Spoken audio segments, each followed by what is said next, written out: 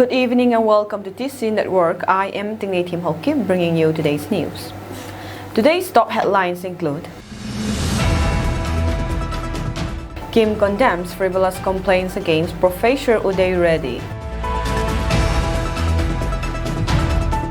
Over 500 arrests and 11,000 FIRs filed as Manipur moves towards normalcy, says PM Modi.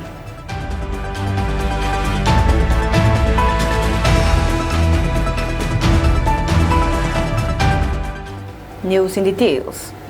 The Kuki INP unequivocally condemns the filing of frivolous complaints against Professor Uday Reddy, a distinguished academic who has been instrumental in presenting the true history of the Kuki people in India. In its press statement, the Kuki INP Manipur states that Professor Reddy's dedication to uncovering and disseminating the authentic history of the tribal Kuki community stands as a beacon of scholarly integrity and truth. His efforts to expose the fabricated narratives of Meitei historians who have manipulated Manipur's history to suit their own agendas have provided a balanced and factual account of the region's complex past. The press statement further said, Professor Reddy has courageously highlighted how certain Meitei propagandists, including influential media figures, have played a divisive role in Manipur. By targeting the tribal Kuki community and perpetuating ignorance and prejudice, these propagandists have sought to maintain a distorted narrative. Professor Reddy's work, grounded in genuine historical records, challenges this bias and defends the rightful place of Kuki history in the bolder Indian context. His activism on social media has not been an effort to vilify the Meitei community, but to reveal the truth surrounding the violence in Manipur. Professor Reddy's factual and unbiased discourse has educated and enlightened many Kuki youths, guiding them to understand their true history and rights. This enlightenment is perceived as a direct threat by Meitei politicians and society who seek to suppress this newfound awareness among the Kuki community. The Manipur government has been using all available state machineries to suppress the voices of the Kukis and their sympathizers. Professor Reddy has been at the forefront of exposing how these state machineries have been misused to distort history and unjustly target the Kukis. His efforts pose a significant obstacle to the government's agenda, which aims to maintain political dominance by keeping the Kuki community marginalized and voiceless. The complaint against Professor Reddy appears to be a calculated attempt to silence him and prevent further educational efforts that empower the Kuki youth. This action represents a broader attack on freedom of speech and the right to education. By targeting voices of truth like Professor Reddy, the Meitei leadership aims to maintain their political dominance and continue subjugating the Kuki community. This is not an isolated incident. Similar frivolous complaints have been filed against individuals and organizations that challenge the status quo in Manipur. For example, Dr. Mary Grace Doe and Professor Kham Khan Swan Hao Singh have faced legal challenges for their outspoken critiques of the Manipur government. Additionally, the Editors Guild of India was targeted for its report on the media's biased coverage of the Manipur conflict, highlighting the state's partisan approach. These actions are clear attempts to intimidate and suppress dissenting voices. The Kuki INP urged the authorities to dismiss the baseless complaints against Professor Uday Reddy and to uphold the principles of freedom of speech and the right to education. The Kuki INP stands with Professor Reddy in his mission to educate and empower the Kuki community and called upon all individuals and organizations committed to justice and truth to join us in condemning these unjust actions and to stand up for the rights of all communities in Manipur. Prime Minister Narendra Modi, in his Rajya Sabha address, asserted that the government is making all necessary efforts to restore normalcy in Manipur, with violence incidents on the decline. He reported that over 500 individuals have been arrested and more than 11,000 FIRs filed in the region, indicating significant progress towards stability. Modi highlighted the government's achievements in the Northeast over the past 5 years, claiming that it has accomplished what would have taken the Congress 2 decades. Reflecting on the recent election results, Modi noted the positive reactions in the capital market and globally, suggesting an atmosphere of joy. He sarcastically questioned the Congress party's apparent celebration despite their losses, insinuating that their joy might stem from a continued streak of electoral failures. Modi further criticized the Congress party's treatment of Dalit and backward communities. He accused them of using individuals from these communities as scapegoats in elections, citing instances where Congress feel Dalit candidates in contests they were likely to lose, such as the presidential and vice presidential elections in 2017 and 2022. Modi specifically mentioned the treatment of former President Ramnath Kovind and the current President, a tribal woman, claiming that Congress has consistently exhibited an anti-SC, ST, OBC mindset and humiliated these leaders.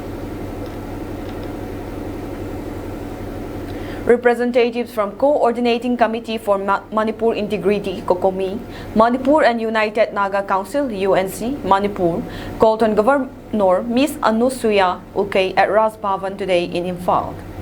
The delegation led by Thokchom Somorendro, Coordinator COCOMI, and NG Lorho, President UNC, and other members submitted a memorandum advocating for the expedited implementation of National Register of Citizens (NRC), basing 1951 as a base year in the state of Manipur. Aims to curb the influx of illegal immigrants and address the resulting demographic imbalance, which poses serious uncertainties and political insecurities to the native population of the state. The team urged Governor that NRC should be implemented at the earliest so that scientific method of identification may be applied to detect illegal immigrants and ensure that no further infiltration occurs in the state henceforth. Random village recognition without verification must be stopped. They further mentioned that the abnormal increase of villages in specific districts should be examined and corrective measures must be taken up. Governor assured the representatives that necessary steps will be taken to ensure the NRC be implemented in the state and it is just a matter of time. Governor said the matter has been discussed with the President of India, Finance Minister and Union Home Minister, and the Center is aware about the situation in the state. She also assured the delegation that all necessary action will be taken up in best interest of the people of Manipur. On June 27, in Chongsing village, Tipai Muk Road, which is within Henglep SC, has witnessed a heavy rainfall causing landslide. But due to the timely intervention of MLA Let Jamang Hauki, the flow of goods and service has run smoothly, making the life of the people easier. The people of Chongsing gave their appreciation and acknowledged the good work attributed by MLA Let Jamang. We witnessed that there are several landslides in two different places in Chongsing, and obstruction of road by boulder can be witnessed near Sizalan. The people of Chongsing, under the leadership of MLA Let Jamang, cleaned up the mess caused by the disaster from 29 June onwards. Chongsing Chief of P. Zolin gave their word of appreciation to MLA Let Jamang for his contribution. Throughout India, Van Mahotsav, also known as Forest Festival or Tree Plantation Week, is observed from July 1st to 7th. The Kuki Inpi Youth Affairs, in collaboration with the District Forest Department, celebrated this event by planting 1,100 saplings across 12 different villages and sites, marking a significant tree plantation drive. On July 3rd at 7 a.m., a modest event was held at the Kuki Inpi Secretariat. The event was attended by members of Kuki Inpi Youth Affairs, and 3 representatives from the District Forest Department. The event was led by Brice Kim Naithim, followed by a speech from Boimang, Range Officer, District Forest Department, Churachandpur. Ling, wife of Kaikho Gangte, the Kuki Inpi General Secretary, had a blessing prayer for the plantation drive and the closing prayer. After the event, the Kuki Inpi Youth Affairs team and the District Forest Department representatives moved to KL Hangnem to witness and participate in the plantation. The Youth Affairs team continued planting at other villages including KL Hangnem, S. Tolzang, and S. Gamnomzang, while plantation activities were simultaneously carried out at other designated spots. Plantation sites include Ti Munnom, KL Hangnem, Haulai Hupi, Ke Hunom Pai, Tuizang, Ti Hunom Pai, Estolzang, Mongkot, Betsaidah, Khanho Foundation, Gamnomzang, Sangay University, Kuki Inpi Secretariat, types of saplings planted includes Bohina 30 saplings, Gulmohar 100 saplings, Bokul 100 saplings, Laihao 100 saplings, Tel 100 saplings, Lemon 100 saplings, Chal 50 saplings, Palm leaves or plants 70 saplings, Perkia 100 saplings, Manahi 89 saplings, Golden Sour 11 saplings, Teimukoi 200 saplings, Mix 100 saplings. The Kuki Youth Affairs extend their gratitude to the District Forest Department, Churachandpur, for providing the saplings, the Khoi Tilui Area Youth Association for their cooperation and mobilization efforts, and the village leaders and youth clubs for the aforementioned villages for their active participation. The Kuki Inpi Youth Affairs initiated this tree plantation drive to foster environmental awareness and stewardship among the youth and the community. The goal is to combat deforestation, enhance biodiversity, and contribute to a healthier environment and ecosystem. This initiative also aims to instill a sense of responsibility and connection to nature in the younger generation, ensuring a suitable future. Reporters visited Lamka Government College, which is one of the few graduate-level colleges in Lamka town, where the reporter says that it is a prestigious college and the college functions much better than our expectations. Lamka College provides many infrastructures for the students and employs 26 teachers and a principal to supervise the college administration. All of the professors had a doctorate degree, with few waiting for their postdoctorate degree. The government allows the professor tenure of 35 years to serve in the college, the report reads. The reporters met with the principal of Lamka College, Tombing Chinzaman, where the principal says that Lamka College was instituted on June 7, 1976 and became an aided college in 1977 and was later affiliated under the Manipur University in 1979. At the time of its institution, it was affiliated under the Guwahati University but was later transferred to Manipur University affiliation in 1979. Talking about the college infrastructure, the principal says that the college provides gym, badminton court, and football ground, and this is run in partnership with other individuals and left under their care. Lamka College also have both boys and girls hostel. The Lamka College also houses many IDPs in this ongoing conflict in the state. The IGNOU Studies Center also provides many courses. It also recently planted many tree saplings to provide green environment for the students. The college also has a conference hall where a national-level seminar was also once hosted. Presently, the college has 300 students and 26 professors. Among the non-teaching staff, there is one computer operator, one head clerk, one runner, and one sweeper. The non-teaching staff were not employed by the government, hence the professors got a portion of their salary to pay the non-teaching staff they hired for the college as an act of honorarium. The college produced one third position holder in the MU examination in 2022 in the field of sociology. Many students receiving their education had done well in life, with many already a government employee as well as a private employee. The college produced MU exam political science topper in 2017 as well. The pass percentage of the college in the university exam in 2018 was 87.8%, in 2019 86%, in 2020 84.6%, in 2021 96%, in 2022 90%, in 2023 81% respectively. Since the initiation of the statewide conflict, the state government had forsaken the college, due to which it had no funding anymore, and to receive fund, an SCC accredited third cycle fund has been recently sought after, says the principal. Among the teaching staff, there are 4 PhD holders, 1 postdoctorate degree holder, and he is the only postdoctorate degree holder serving in colleges in the district. Few are doing their research for PhD, and also few are waiting for their doctorate degree. All the teaching staff are government employees who through the MPSC examinations and are all well qualified and trained, and the college provides better teaching staff than the private colleges, says the principal. The college was also the first to initiate college students mentoring initiative, COSMI scheme in the district, and also arrange vocational skill training program. The college is strict in its monitoring of the students and teachers, where the teachers compulsorily come to college every day. The various departments provided by the college include education, English, Sociology, Geography, Commerce, History, Physical Education, and Political Science. Admission for BA and BCom first year is ongoing and will be open till 31st of July 2024. Regular classes will commence on August. Manipur University has taken the decision to postpone all ongoing semester examinations in response to the severe flooding currently affecting the state.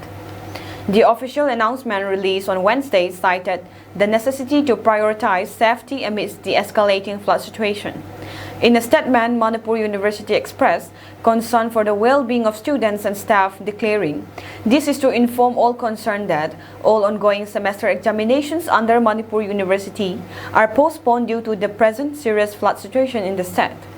The university underscored that new examination dates will be scheduled and communicated once the flood situation improves.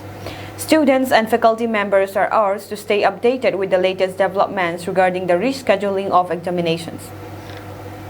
The decision to postpone exams received approval from higher authorities, reflecting a commitment to ensuring the safety and welfare of all individuals associated with the university amidst the challenging flood conditions. A family of 3, including a 4-year-old child, died when a landslide destroyed and buried their home at Aijol, Jimabok locality, located on the northern outskirts of Aijol city on July 2. According to police reports, the deceased have been identified as Isaac Tangte, 32, his wife Larin Thari, 25, and their 4.5-year-old daughter Abigail Lalchan Himi. Their coffins have been taken to the church hall of the Seventh-day Adventist Church of Jimabok. Traditional mourning by family and public will take place throughout the night, with the funeral service on July 3, 2024 at the Seventh-day Church, Jimabok. Earlier, Mizoram witnessed a series of landslides causing significant damage across the state after incessant rains over the past 48 hours. Early this morning, 3 houses were tragically destroyed by a landslide in Aijol's Juang Tui locality. As a precautionary measure, the local council of Aijol Salembeng swiftly evacuated 20 families from their homes to safer locations. Reports indicate that several other landslides have also resulted in property damage in various parts of Mizoram.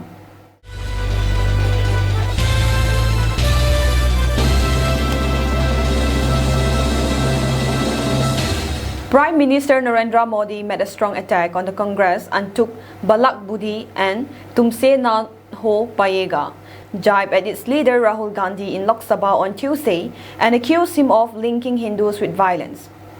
In his over 2-hour reply to the motion of thanks to the President's address in Lok Sabha, PM Modi said Congress had become a parasite on its allies and has made lies a weapon for its politics. PM Modi said Congress should accept the verdict of the people in the Lok Sabha polls, and BJP-led NDA government had won a 3rd successive term in office based on its performance and its policies of zero tolerance for corruption and justice for all, appeasement for none. The people of India have responded faith in our government's track record over the past 10 years and have given us the opportunity to continue good governance for the 3rd time. People saw our commitment to serving the citizens with the belief of Jan Seva Hi Prabhu Seva. Service to humanity is service to God. People rewarded the zero tolerance for corruption, he said. We work for Santustikaran instead of Tustikaran, for saturation rather than appeasement. Belief, expectations, and trust of 140 crore citizens become a driving force to development. Nation first is our only goal. When a country develops, a strong foundation is laid to fulfill the dreams of future generations, he added. PM Modi said that in the 3rd term, his government will work at 3 times the speed, apply 3 times the energy, and deliver 3 times the results. The Prime Minister, who faced continuous sloganeering from opposition members over the situation in Manipur, reserved a large part of his speech to attacking Congress and Rahul Gandhi, who is the leader of the opposition in Lok Sabha. PM Modi's remark came a day after Rahul Gandhi's stinging attack on the government in which he also displayed images of deities. We will not be able to protect parliamentary democracy without taking seriously what happened yesterday. We should not ignore these acts by calling them childish, by considering them childish. We should not ignore them at all, and I am saying this because the intentions behind these are not good, and I also want to awaken the countrymen, PM Modi said. Referring to Rahul Gandhi's remarks, PM Modi alleged that there is a conspiracy to falsely accuse Hindus of being violent. जिसके दर्शन होते हैं उसके प्रदर्शन नहीं होते हैं. The deity who is worshipped and sought, their depiction is not used to gain publicity. Today, there is a conspiracy to falsely accuse Hindus. A serious conspiracy is unfolding. It has been said that Hindus are violent. This is your culture. This is your character. This is your thinking. This is your hatred. These are the actions against Hindus in this country. This country will not forget it for centuries, he said. They had announced the destruction of the concept of Shakti in Hindus. Which power you are talking about that you want to destroy? This country has been a devotee of Shakti for centuries. Bengal worships Mother Durga. Are you speaking against this power? These are the people who try to coin the term Hindu terrorism. Their associates compared Hinduism to disease like dengue and malaria. This country will never forgive them. This is the first time in Congress history that they have not crossed the 100-seat mark 3 times in a row. This is the third biggest defeat in the history of Congress. It would have been better if Congress had accepted its defeat and respected the mandate of the people, but they are busy doing some Sira, Sasana, and Congress and its ecosystem are trying to establish in the minds of the citizens of India that they have defeated us, he said. A little child goes out with a bicycle, and if he falls and starts crying, his elder says that look, the end got crushed. You are riding the bicycle well. Bache ka man belane ka kam chal raha hai, PM Modi added, taking a jibe at Rahul Gandhi's election promise. PM Modi said yesterday on July 1, the country celebrated Khat Day. People were checking their bank accounts whether rupees 8,500 has come or not. I remember an incident. There was a boy who scored 99 marks and he used to show it to everyone. When people heard 99, they used to encourage him a lot. Then a teacher came and said, why are you distributing sweets? He did not score 99 out of 100, but 99 out of 543. Now who will explain to that child that you have created a war record in failure? PM Modi said, referring to the number of seats won by Congress in the Lok Sabha polls.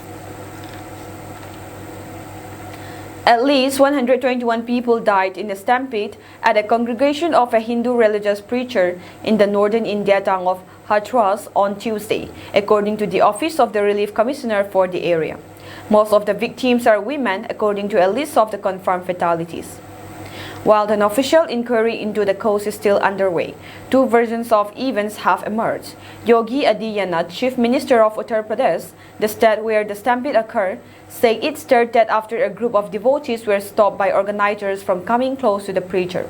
Meanwhile, District Administrator Ashish Kumar said the incident happened toward the end of the event when people were trying to escape the heat and humidity inside the makeshift tent where the congregation was held.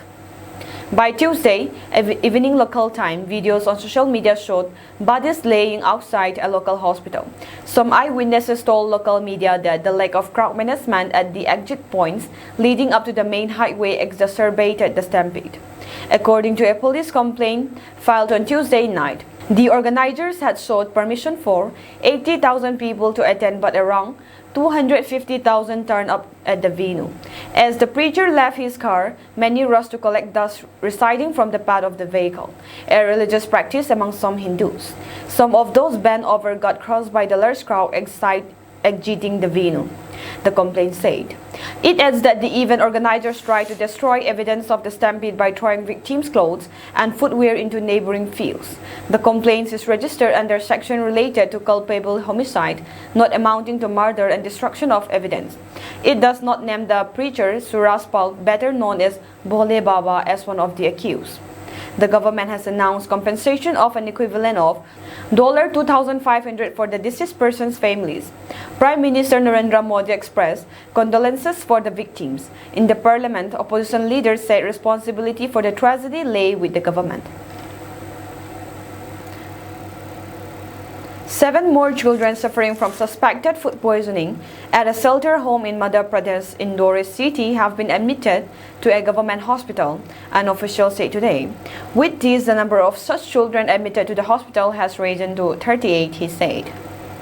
As many as 204 children, including orphans and those suffering from mental ailments, have been housed at the Sri Yukpurus Dhambal Ashram, located in Malharganj police station area here, an official earlier said. 5 children died there over the last 3 days, while 38 others have so far been hospitalized, prompting the Madhya Pradesh government to order a high-level inquiry. District Collector Ashish Singh said 4 children died on Monday and Tuesday due to infection caused by suspected food poisoning, while another child died on Sunday after suffering from seizures. 7 more children showed symptoms of vomiting and diarrhea late Tuesday night at Sri Yukpurus Dham shelter home and were admitted to the government Chata Nehru Children's Hospitals, he said. Out of the 38 children brought to the hospital, 4 were admitted in the intensive care unit, though their conditions was improving, he said. A team of the district administrator will keep an eye on the health of all the children of the shelter home for next 48 hours, Singh said. The source of suspected food poisoning will be known only after receiving proper report of the food and ration samples, he said. A high-level committee of the administration is conducting a detailed probe into the shelter home over various aspects, he added. The center is distressed that its instructions are not being followed, and as a result, it has been requested that all ministries promptly evaluate the work of their staff in order to prematurely retire non-performers. The Department of Personnel and Training, DOPT, has issued an order directing competent ministries to conduct periodic personnel reviews of public sector undertakings, banks, autonomous institutions, and statutory organizations under their administrative supervision. It has occasionally been instructed to periodically examine the performance of government personnel in order to decide whether to keep them on staff or retire them early in the public interest. Ministries and agencies in charge of administration have been asked over and again to follow the directives and provide the DOPT with a report. It has been observed that a number of ministries and departments are not following the guidelines, which is causing delays in determining which government employees are subject to review under the relevant provisions of CSS pension rules, Rule 48 of the Central Civil Services and Fundamental Rules, FR 56, J/1, now revised as Rule 42 of CCS Pension Rules 2021. In order to maintain effectiveness, economy, and promptness in the dispensing of government tasks, this regulating established the policy of periodic reviews and early retirement of government employees. Ministries and departments have been asked to move quickly to identify employees who are subject to review under applicable fundamental or pension rules provisions and make sure their cases are quickly submitted for consideration before the appropriately constituted review committee in accordance with current directives. The DOPT 2020 order regarding the timeline for reviewing the performance of government employees and those working for PSUs, bank, autonomous institutions, and statutory organizations under their administrative control has mandated that all ministries, departments, and organizations strictly adhere to it. The effort attempts to guarantee that government personnel considered to be ineffective or with questionable integrity are barred from further employment. Through its 2020 order, the DOPT published comprehensive and consolidated rules outlining the steps to be taken in determining which cases qualify for early retirement. Beginning in July 2024, all ministries and departments are required to provide a report to the DOPT in a predetermined format by the 15th day of the following month. In order to ensure efficiency, economy, and speed in the execution of government activities, the CCS regulations aim to fortify the administrative apparatus by fostering responsible and effective administration at all levels.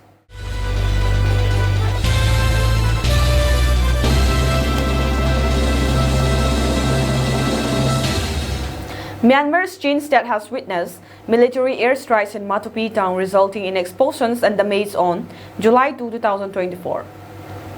Myanmar's military launched airstrikes on Matopi town in Chin State, causing explosions that damaged a Bible school, 2 churches and a Christian ministry. The attack has left many injured and displaced. The Manipur government has condemned the attack, and Meitei militants have also denounced the Myanmar military's actions. The incident has sparked fears of further violence and instability in the region. The airstrikes have caused significant damage, with reports of burning houses and buildings. The Shin brothers has condemned the attack and urged the Myanmar military to cease their operations in the area. The incident has resulted in the displacement of many civilians who are seeking shelter and safety. The attack on Matopi town is a grave concern. The people of Chin State are living in fear, and the international community must take notice of the situation and work towards a peaceful resolution. China has developed multiple spy facilities in Cuba, less than 100 miles from Florida, according to a U.S. think tank report. China has historically lacked access to ground stations in North America. Assessing installations in Cuba could help close that gap, Center for Strategic and International Studies, a think tank, said in a report which gives satellite images from the region. Cuban facilities would also provide the ability to monitor radio traffic and potentially intercept data delivered by U.S. satellites as they pass over highly sensitive military sites across the southern United States, CSIS said. Florida alone is home to the major Space Launch Complex at Cape Canaveral, the headquarters of both the U.S. Southern Command and Central Command, and multiple submarine and other bases, it added. Pentagon Press Secretary Mars Jan Pat Ryder at a news conference said China had completed an upgrade of its facilities in Cuba in 2019. We know that the PRC is going to continue to try to enhance its presence in Cuba, and we will continue to keep working to disrupt that. So we are continuing to monitor this closely, taking steps to counter it, he said. Following the report, Congressman Carlos A. Gimenez called on the Biden administration to take action against Communist China and Castro's Cuba. Communist China is proactively undermining the United States, and President Biden has failed to take action. I urge the Biden's administration to counter Communist China's use of Castro's Cuba as their satellite state in the Western Hemisphere and apply the full weight of U.S. sanctions to prevent further expansion efforts, Gimenez said. Anti-American adversaries are proactively undermining the United States by establishing spy bases to conduct espionage and cyber attacks.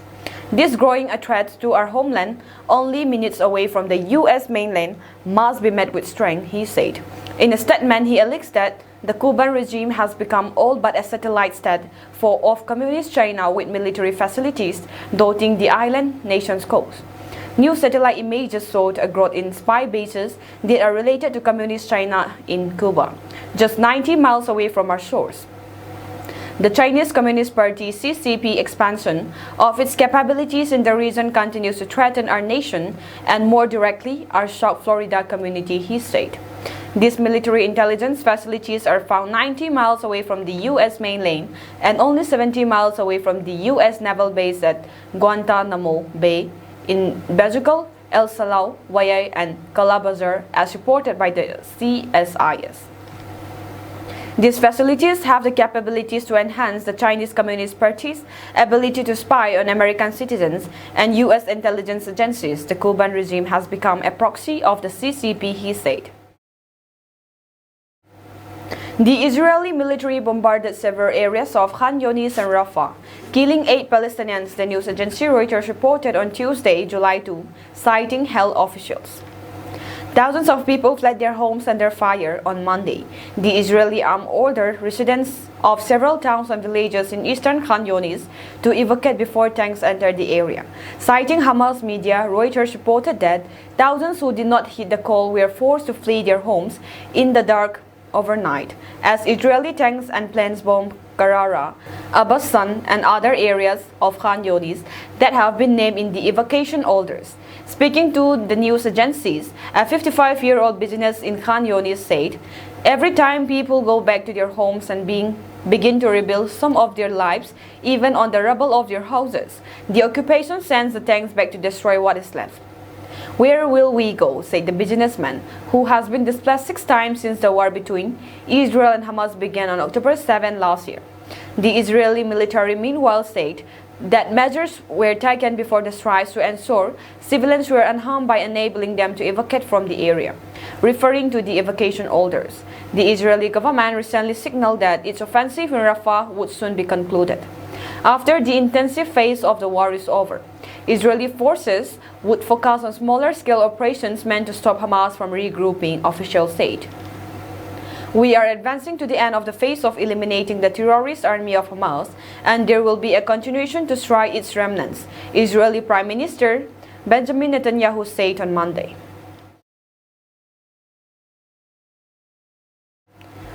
Russia is aiming to create the 4-module core of its planned new orbital space station by 2030, its Roscosmos space agency said on Tuesday. The head of Roscosmos, Yuri Borisov, signed off on the timetable with the directors of 19 enterprises involved in creating the new station. The agency confirmed plans to launch an initial scientific and energy module in 2027. It said 3 more modules would be added by 2030 and a further 2 between 2031 and 2033. Russia has until now partnered with the United States and other countries on the International Space Station, one of the few areas where it still collaborates closely with the US, given the dire state of relations since its invasion on Ukraine.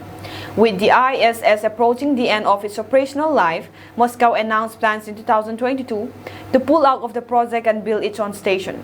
It initially said it would quit the ISS after 2024, but told its partners last year it would extend its participation until 2028. Apart from the design and manufacture of the modules, Roscosmos said the schedule approved by Borisov includes flight testing and new generation crew spacecraft and building rockets and ground-based infrastructure. The new station will enable Russia to solve problems of scientific and technological development, national economy and national security that are not available on the Russian segment of the ISS due to technological limitations and the terms of international agreements, it said. Russia has prided itself on its space program since the Cold War, when Soviet cosmonaut Yuri Gagarin became the first person to travel into space in 1961. But it suffered a major setback last year with the failure of its first lunar mission in 47 years, when its uncrewed spacecraft spun out of control and smashed into the surface of the moon. That is all for today's news, and have a pleasant evening ahead.